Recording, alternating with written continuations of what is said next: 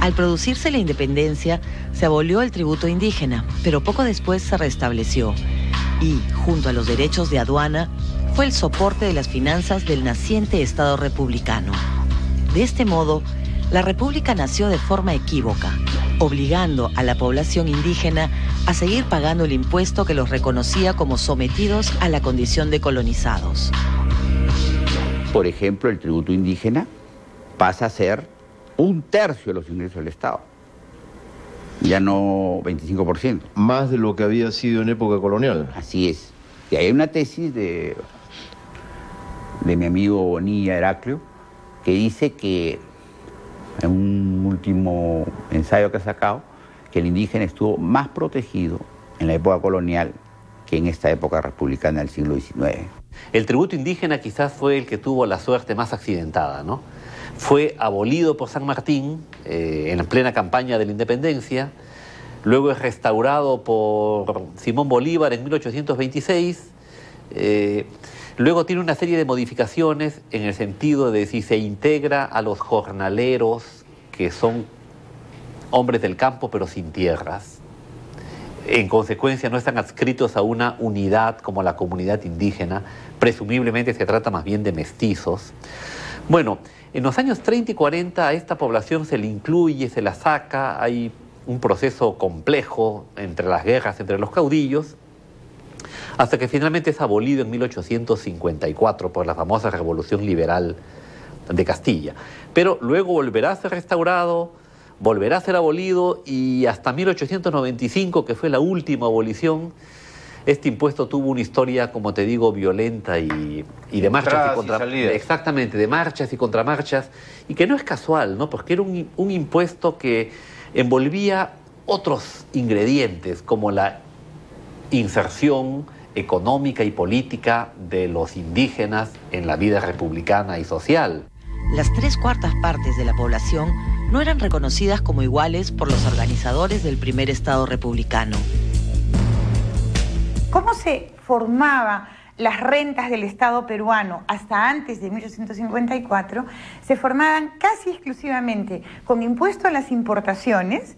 Hay una ley que grava con 80% a las importaciones y con la contribución de los indígenas. Como en ese periodo entre la independencia y 1854, 150, 54, el Estado peruano está en quiebra total, está endeudado por los gastos de independencia que no paga, etcétera. Entonces, el impuesto a las importaciones y el impuesto a los indios forman prácticamente el 100% de todos los ingresos estatales.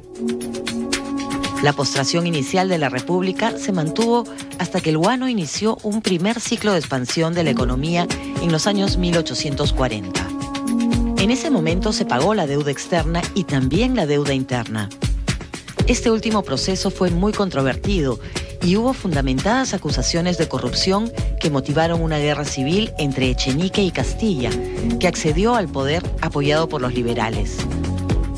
En este periodo se liberó a los esclavos y, lejos de pagarles una compensación, se retribuyó a los antiguos propietarios. Libera del tributo a los indígenas y libera de su condición de esclavitud. Claro, ¿por qué? Porque existían recursos por parte del guano, ¿no? Ya no necesitan ni el impuesto proteccionista a las importaciones, porque ya para qué, o sea, que venga todo, vamos a importar todo porque lo podemos pagar con plata del guano, ¿no es cierto? Ya se baja el impuesto a las importaciones y se elimina la contribución de indígenas.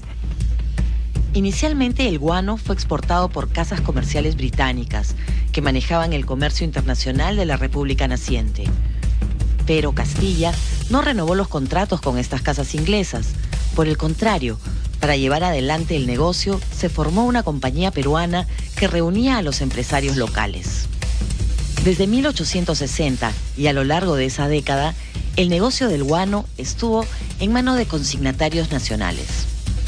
Este grupo económico formó los primeros bancos peruanos, invirtió en modernizar las haciendas de la costa y en promover a la exportación del azúcar y algodón. El guano significó una revolución de las finanzas, un periodo sumamente corrompido, ¿no? Pero donde se forma la primera burguesía comercial, ¿no? que invierte en bancos, aparecen los bancos, que invierten en haciendas cañeras, en el tráfico, competían con las firmas inglesas y rusas en el tráfico de esclavos chinos. El guano también acarreó problemas económicos. En primer lugar, trajo elevada inflación y como consecuencia hubo mucha tensión social. El país profundizó su fragmentación. Peor aún, el guano hizo que muchos sectores económicos alternativos pierdan interés. Por ejemplo, la minería de Cerro de Pasco no recibió inversiones en este lapso. En efecto, aunque en los años del guano hubo mucho dinero en el Perú, no se renovó la explotación de las minas del centro, que habían sido muy rentables a lo largo de todo el siglo XVIII y lo volverían a hacer a fines del siglo XIX. Se abolió el tributo indígena que hemos mencionado antes y se abolieron muchos otros impuestos que pagaban, por ejemplo, los propietarios mineros. En la colonia habían pagado el quinto real primero, luego pasó a ser el diezmo. En 1829 se rebajó al 3%, que ya era un pálido reflejo de lo que fue el quinto. Ese 3% desapareció a finales de los años 50. Luego el diezmo agrario que pagaban los agricultores y la primicia que pagaban los ganaderos también fue desaparecido en esa racia abolicionista que trajo el auge guanero. La clase propietaria tuvo dinero y careció de mecanismos para transformarlo en capital. Los consignatarios le prestaban al gobierno y se daba la paradoja de un Estado enriquecido pero endeudado con los concesionarios de su fortuna.